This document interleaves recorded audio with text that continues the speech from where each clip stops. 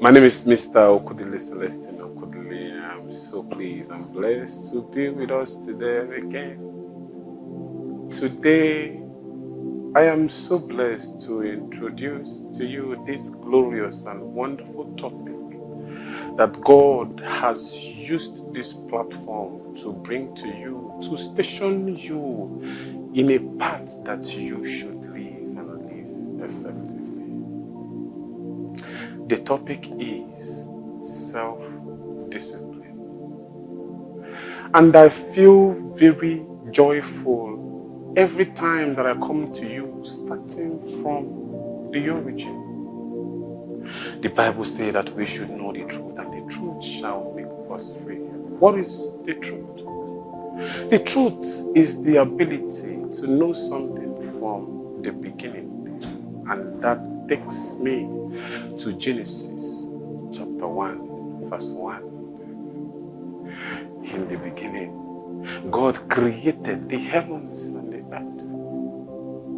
Verses of that very particular chapter said, "Come, let us make man in our own image." The man makes it possible for us to refer to this topic as self-discipline. You are the one that God made at the beginning from the onset. And as a product that is being made by God, just as all the manufacturers that we can pinpoint that created all these glorious things that we make use of today and feel very joyful, they always have a purpose, an intent for producing anything that we are using as of today. God being so glorious, bringing us into this world by His image, has a purpose for bringing us into this very particular world. And each and every one of us has this thing that we must fulfill before we become effectively and efficiently having everything that we want met. The Bible says in the book of Proverbs, chapter 29, verse 18, it says that where there is no vision, the people perish. It is always very important to know that you cannot live your life without having a vision. Because He has already told you that where there is no vision, the people and you and me are the persons and the people that God is referring to. What is your vision? What do you see? Who do you want to become? For that reason, God imbibed in each and every one of us this thing that we have at the innermost part of our being to fulfill. But He says that you must align, bring yourself back again into yourself and start working, preparing yourself for a better tomorrow. That is why you need to bring and call forth yourself again and discipline yourself. What is self? Self is the person that is listening to me. The person that is paying attention to the words of grace that is coming out of my lips. What is discipline? Discipline means a conscious attitude to put yourself in a state that you are meant to propel yourself to become better. This is discipline. And what is self-discipline? Self-discipline becomes the ability to push yourself forward, staying motivated and taking action regardless of how you feel physically or emotionally. This is self-discipline. It is all about you taking an extra step forward regardless of how you feel, physically or emotionally. Because we understand that what puts a halt in everything that we do on a daily basis is because of our feelings, it's because of our emotions, it's because of how we feel from the inside out. And he is trying to tell you from this place that self-discipline is the ability to push yourself forward. It is the ability to stay motivated. It is the ability to be able to take actions regardless of how you feel in your body or emotionally. And this brings the place of purpose. Why must I put myself in that condition that I must take, irrespective of how I feel in my body, irrespective of how emotionally I am? What is it that I must do for me to be able to sustain myself in that very particular place that I'm going? We talked about purpose. And from that purpose, we look out for a goal that we should be able to take for us to go into this very particular place that we want. Some of us would want to change the way we look physically, thereby involving ourselves in physical exercises, watching the way we eat. Some of us would want to take away toxic friends that we have around us, thereby limiting what brings us together. Some of us would want to take a specific actions about life. This becomes a goal because you must start with little. You must start with something that is sustainable. You must start with something that is obtainable. You must start with something that is measurable. These are the processes of where you can be able to start, take a goal.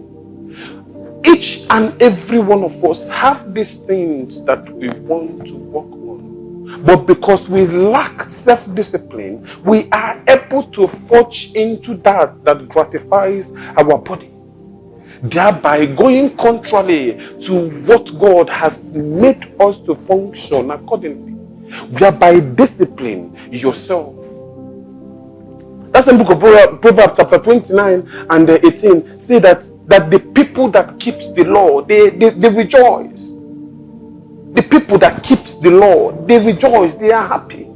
This means that everything is being made to work according to rules and regulations that might not go well with the information your brothers, your sisters, your teachers, your mothers, and your well-wishers imbibed in you. But there is always that which you know that when you start putting them in practice and working, there is this result that keep busting out here and there. Therefore, he is trying and telling you that you should change your priority, that you should bring up this vision, that you should come up with this goal, a strategic plan on how you can attain to this thing that you want to achieve in life. And they start with the small goals that you can set for yourself. It starts with how many books am I going to read in a month? It starts with what are the exercises that I need to take to keep my body in shape. It starts with the little that you can do. And when you do them and do them and do them effectively, it's going to propel you to start changing in the other part. Now, when we choose a goal, there is always the reason for the goals that we choose, which is called your motivation. What motivates you in the goal that you are about to take? What propels the action that you are going to take to push you in that very place that you already know that it's not going to be okay for you physically or emotionally? You thereby devise a means. For instance, if you want to go into exercise, you are going to say, I'm going into exercise because I want to live long. I want to be healthy. That is something that motivates you rather than what you or the people usually permit. But let it be that this has to benefit your body. And when you are involved in such activity, it's going to help you to move and walk in line of the goal that you have set. Because you have a motivation that can propel you to run that very particular goal that you are headed. And another example is someone who wants to help himself by reading. This gives you the kind of books that you must pick. Because your goal stations you in a way that you must go. You have a purpose. Just like the Bible says in the book of Matthew chapter 10 from verse 40 to 42. Jesus Christ came to Martha's house. Martha happens to be his friend. Mary is Martha's younger sister. But when Christ came to Martha's house, Lazarus also is his elder brother. When he was ministering and teaching the household of Lazarus, which Martha and Mary was part of. Martha is that woman who is compassionate, who wants to satisfy the visitors that step into their home, making them, as long as they have regard for you, they want to worship you. They want to do everything to make you feel happy. Value them. Christ was ministering, and the Bible says that Martha was distracted because of the preparation of many things. When Martha looked and saw Mary, the younger sister, when Mary was paying attention to what Christ was saying, Martha stepped forward to Christ and told him, Lord, do you not care that I do all these things alone? That you should instruct Mary to step forward and help him. The Bible says that Christ called her by the name, Martha, Martha. Why worry you and why being disturbed by things of this world? That only one thing is necessary, and Mary has chosen it, and no person will take it away from her. What purpose, what goal, what vision are you going to take today? That you will be motivated by the small things that you are going to do today, that is going to propel the vision, the purpose, the goal that you are setting. When you are able to motivate yourself, you should be able to look out for the obstacles, the things that might be as hindrance in the future, the things that you might meet. Because there are always hindrances in the actions that makes us better in the way.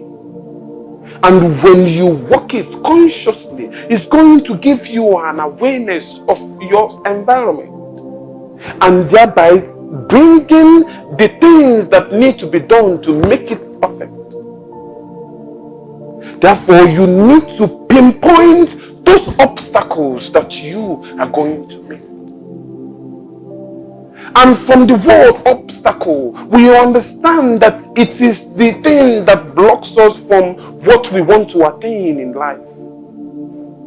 And because every problem emanates from us, we are the cause of every problem that we see today, based on the way that we have structured our mind to think. That very particular place informs you on how to take absolute control of what is happening, because you are propelled to bring the results that you are bringing, because you have missed the mark, the way that you must walk. If you are able to get that very obstacle, you will know that it is your habit, your character, the things that you do that makes you not to cross that very particular obstacle. And that is where self-discipline comes in. You start to measure your success. You start to measure the things that you have been doing. And that becomes an hinge for you to hold on and work on the next goal. Because on how you achieve reading, you achieve exercising, you remove toxic friend, you become self-awareness, and you can be able to deal with the things that happens in your environment.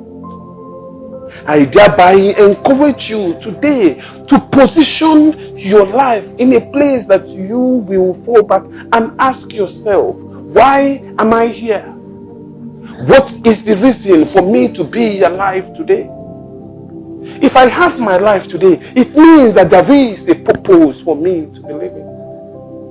And you start realizing your purpose when you engage yourself in these small tasks, which is working out every morning, which is engaging in books, which is falling back to your Father that created you, which is living your everyday life in love and creating a vision a vision and a goal that is going to suit where you are going.